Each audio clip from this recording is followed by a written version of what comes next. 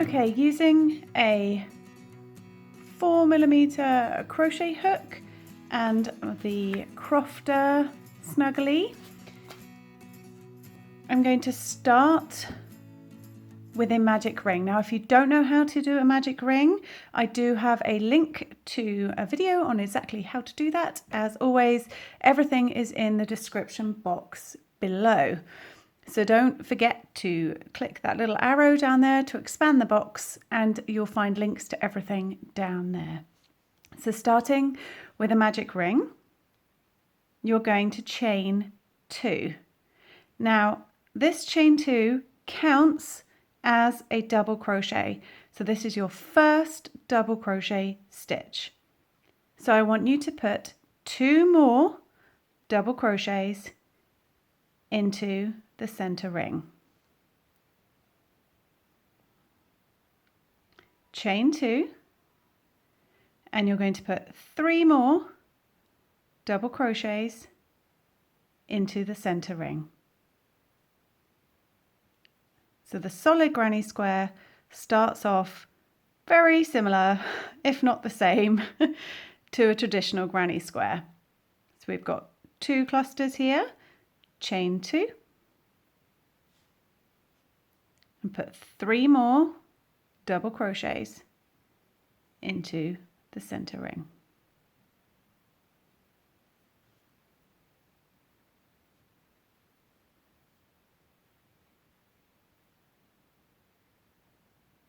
Chain 2. We've got 3 clusters now, so we just need 1 more.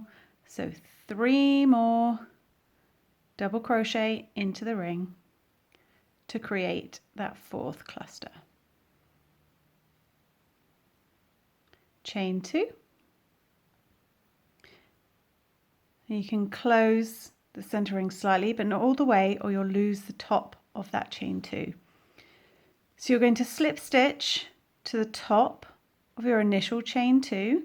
So here's a double crochet, here's a double crochet, and the chain 2 is tucked down just slightly lower than it.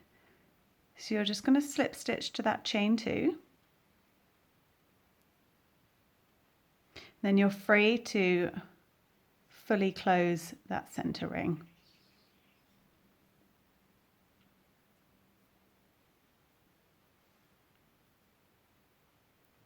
So for your second round, you're going to chain 2, which counts as your first double crochet.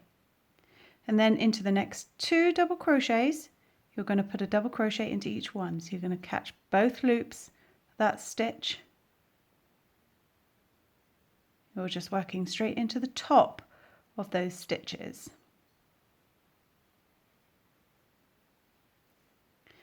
Now the corners are formed with 2 double crochet, chain 2, 2 double crochet, all into the same space.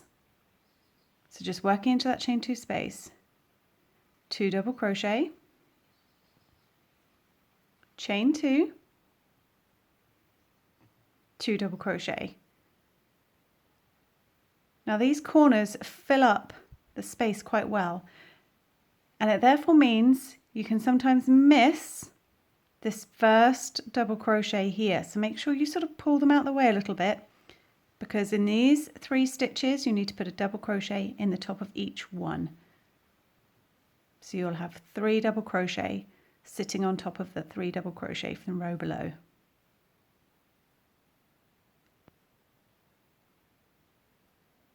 Straight back to a corner again, and the corner is 2 double crochet, chain 2, 2 double crochet, all into the same chain 2 space.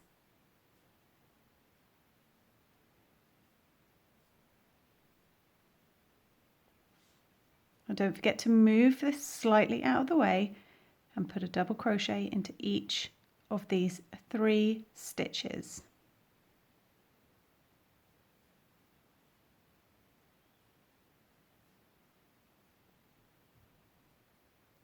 Into the chain 2 space, do your corner, 2 double crochet, chain 2, 2 double crochet, all into the same place.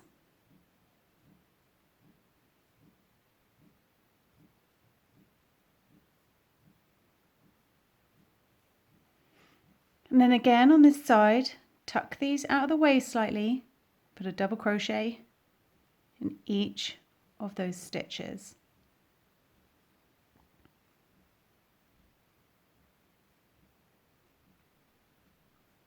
Final corner, 2 double crochet, chain 2, 2 double crochet, all into that same space.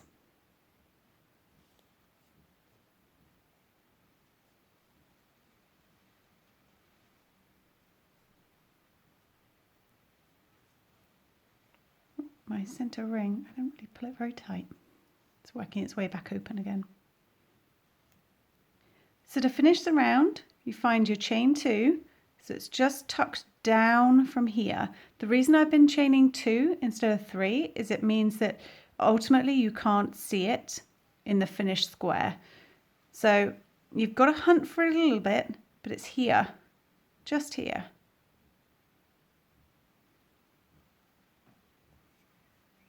And that's the end of your second round. Okay, third round, same as before, chain 2, which counts as your first double crochet. And then you're going to put a double crochet in each one of these stitches, the next 4. So this one next to the chain 2, don't forget this one here. 1, 2, 3, 4. Go ahead and put a double crochet in each.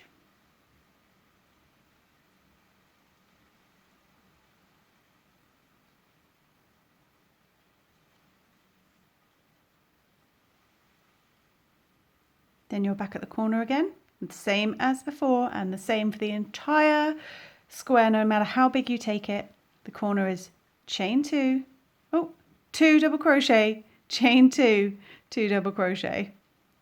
To help if I was paying attention.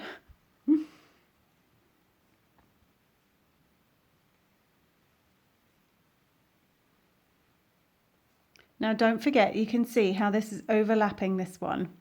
Pull them around a little bit to fully show all the double crochets. You have to put one in all the way along. So double crochet into each of those.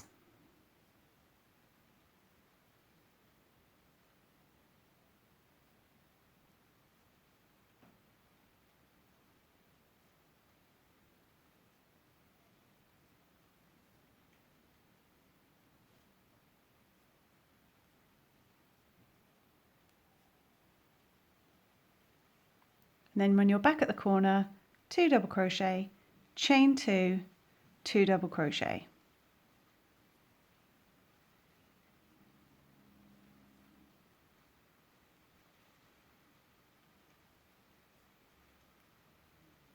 So you keep going and I will meet you back here when I've finished this final corner.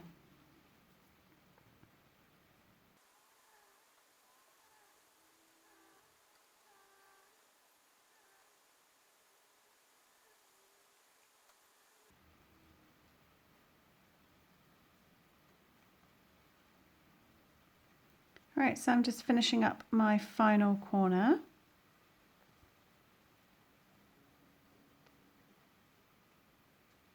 And I've got 2 more stitches along the side before I'm back to my chain 2.